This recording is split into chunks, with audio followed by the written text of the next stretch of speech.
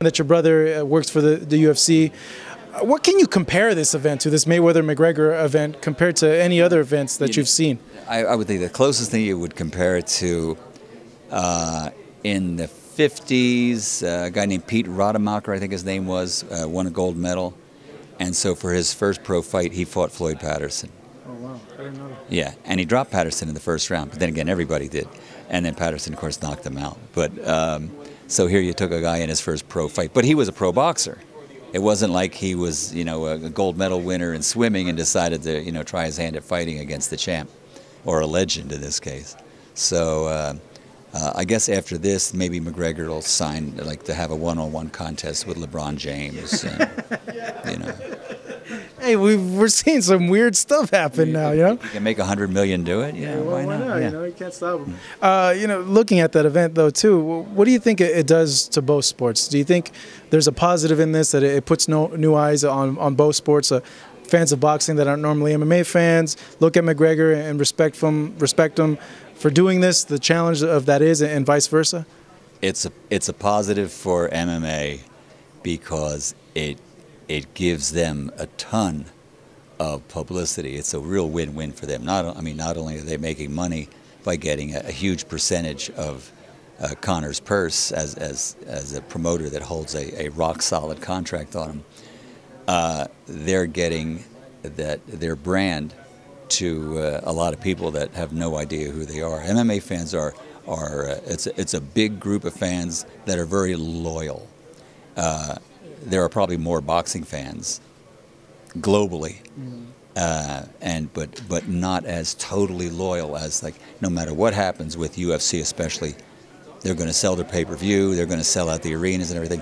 But back in the 90s, I for 7 years, along with boxing, I did WCW wrestling. And I would watch you every Monday night announce Hulk Hogan and Big Daddy Cool Diesel and all that. Ratings were tens. Yeah. Nobody does that today.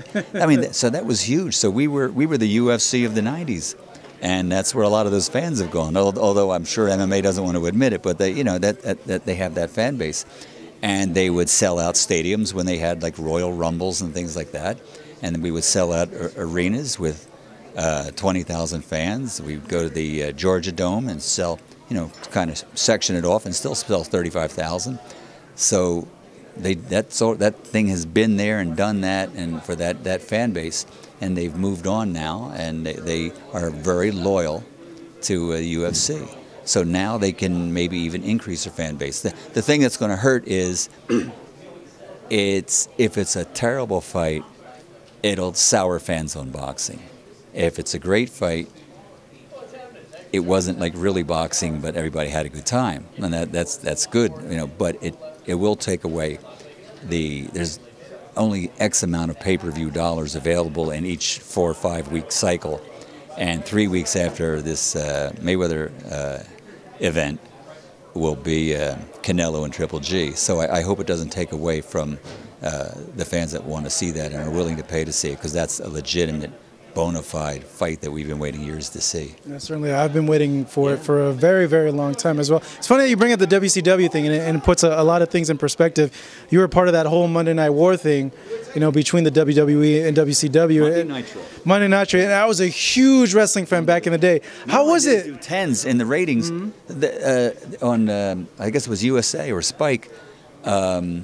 McMahon and WWF in those days, they did the same thing. They also did a 10. It was a 20 share total of wrestling fans. A lot of them going back and forth maybe, but it was like monster ratings. Nobody does that today. Not even UFC that does those kind of numbers. How was it being part of that, the whole back and forth? You know, because you'd have surprise people come in. I'll tell you, brother, it was really crazy. Those guys were probably some of the best athletes I've ever seen in my life. I cannot tell you. They had to train every day, every morning, travel, do suntans, you know, all the stuff that was like part of the wrestling scene, crazy stuff, have their hair done and paint their faces and do wardrobe and all that. And they were so professional, so good at what they would do. We all know it's entertainment, okay? It's not kid ourselves.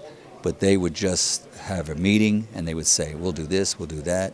And there was a certain time period where they'd have to go to a commercial break, and they could hit their mark right on the money.